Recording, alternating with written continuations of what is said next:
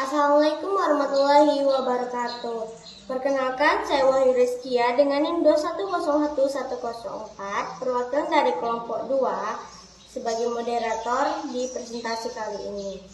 Yang terhormat yaitu dosen pengampu mata kuliah toksiologi, Ibu Apoteker Mira Febriana Magister Science dan teman-teman sekalian. Jadi, di sini kami akan membahas tentang cabang-cabang ilmu toksiologi. Langsung saja perkenalkan anggota kelompok saya yaitu. Jadi di sini kelompok 2 yaitu terdiri dari Amalia Okta, Mutiara Mayani Nur, Najwa Devia Putri, Putri Sherly, Sabila Sami, Seruni Rosita Dewi, Wahyu Rizkia dan Yuni Agustia. Jadi langsung saja kita melihat materinya. Jadi di sini saya akan menjelaskan apa itu toksiologi. Toksiologi didefinisikan sebagai kajian tentang hakikat dan mekanisme efek berbahaya atau efek toksik berbagai bahan kimia terhadap makhluk hidup dan sistem biologik lainnya. Selanjutnya kita akan membahas tentang istilah-istilah toksiologi. Yang pertama yaitu toksikan, substansi subtoksik yang diproduksi oleh aktivitas manusia. Yang kedua, animal toxin, yaitu substansi toksik yang diproduksi secara alami. Yang terakhir ada toksisitas, kemampuan suatu zat kimia atau xenobiotik dalam menimbulkan kerusakan pada organisme baik saat digunakan atau saat berada di lingkungan. Assalamualaikum warahmatullahi wabarakatuh. Perkenalkan, nama saya Amalia Okta dengan NIM 2101057. Di sini saya akan menjelaskan cabang-cabang ilmu toksikologi. Ada beberapa cabang-cabang ilmu toksikologi. Yang pertama yaitu ada toksikologi obat. Yang kedua, toksikologi zat yang menimbulkan ketergantungan. Yang ketiga, ada toksikologi bahan makanan. Yang keempat, ada toksikologi pestisida. Yang kelima, ada toksikologi lingkungan. Yang keenam, ada toksikologi aksidental. Yang ketujuh, ada toksikologi industri. Yang kedelapan, ada toksikologi perang. Yang kesembilan, ada toksikologi forensik. Yang kesepuluh, ada toksikologi sinar. Yang kesebelas, ada toksikologi regulatori. Yang ke-12 ada toksikologi deskriptif. Yang ke-13 ada toksikologi klinik. Yang ke-14 ada toksikologi analitik. Yang ke-15 ada toksikologi mekanistik. Dan terakhir ada toksikologi ekonomi. Selanjutnya yaitu yang kita bahas, yang pertama ada toksikologi obat, yaitu meneliti tentang efek obat, dosis obat, dan pengujian toksisitas obat dalam tubuh. Uji obat potensial terhadap toksisitas atau keamanannya dalam fase praklinik ada dua, yaitu yang pertama keracunan akut dan kronis pada penggunaan obat berlebih.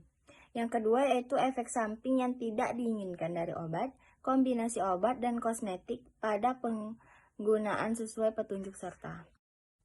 Selanjutnya yang kedua yaitu ada toksikologi zat yang menimbulkan ketergantungan, yaitu ilmu yang mempelajari tentang penggunaan zat yang menimbulkan ketergantungan akibat pemakaian yang berlebihan dan tidak sesuai dengan anjuran dokter.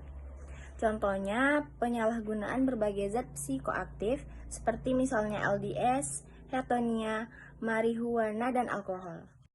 Baik, sebelumnya perkenalkan, nama saya Sabila Sami dengan NIM 2101094. Di sini saya akan melanjutkan mengenai materi cabang-cabang ilmu toksikologi, yaitu ada toksikologi bahan pangan.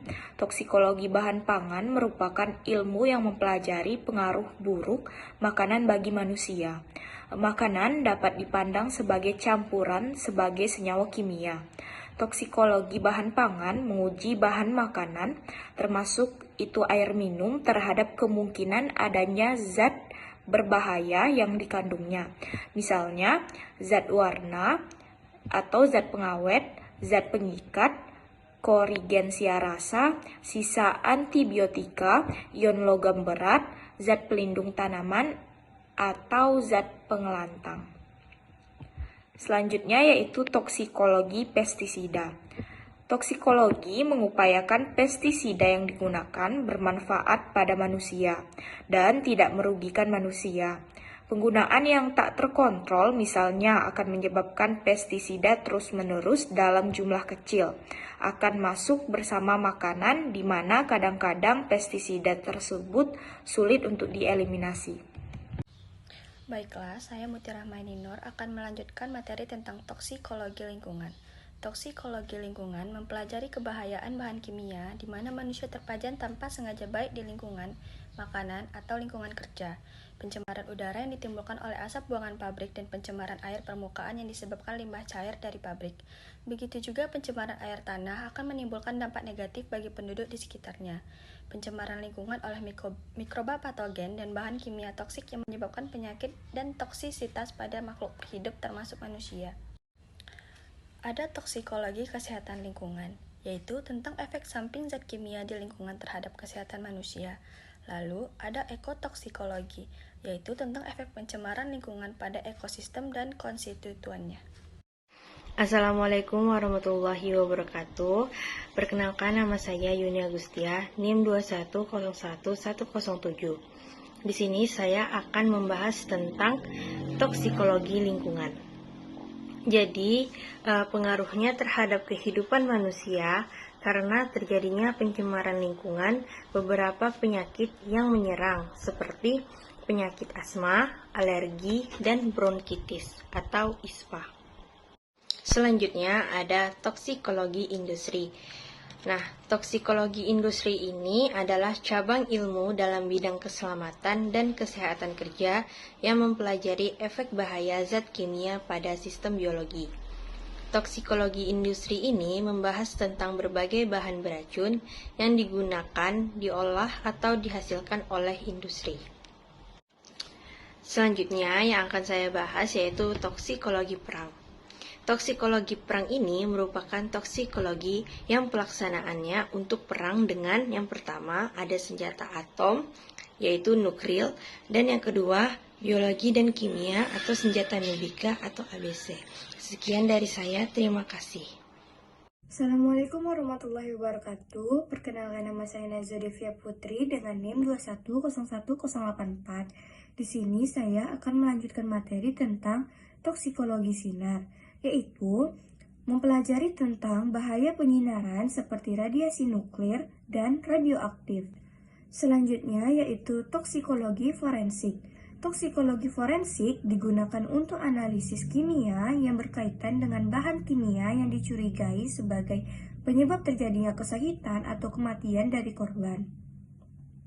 Secara umum, ilmu forensik atau forensic science dapat dimengerti sebagai aplikasi atau pemanfaatan ilmu pengetahuan tertentu untuk penegakan hukum dan peradilan. Terakhir yaitu toksikologi deskriptif, adalah ilmu yang terfokus pada tes eksperimen zat beracun terhadap hewan berupa mengidentifikasi dan mengetahui kadar suatu racun sehingga digunakan untuk standar keamanan manusia dan lingkungan sekitarnya serta mengevaluasi resiko yang timbul oleh bahan kimia. Sekian dari saya, terima kasih. Toksikologi regulatori, cabang ilmu toksikologi yang menggunakan pengetahuan ilmiah untuk mengembangkan peraturan dan strategi lain untuk mengurangi dan mengendalikan paparan bahan kimia berbahaya. Bidang ini memiliki tanggung jawab langsung memutuskan atas dasar yang disediakan oleh toksikologi deskriptif. Toksikologi klinik. Toksikologi klinik berhubungan dengan penyakit jangka panjang ataupun jangka pendek yang terkait dengan paparan terhadap bahan kimia beracun. Toksikologi klinik terbagi menjadi dua, yaitu agen terapeutik dan agen non-terapeutik. Agen terapeutik yaitu efek toksik dari obat-obatan. Agen non-terapeutik yaitu efek toksik dari bahan kimia non-obat. Efek terapi yaitu efek yang diinginkan oleh suatu obat yang toksik, yaitu efek yang dapat menimbulkan toksik jika diberikan melampaui dosis dan efek samping, yaitu efek yang tidak diinginkan pada dosis terapi, atau tidak terjadi pada setiap orang.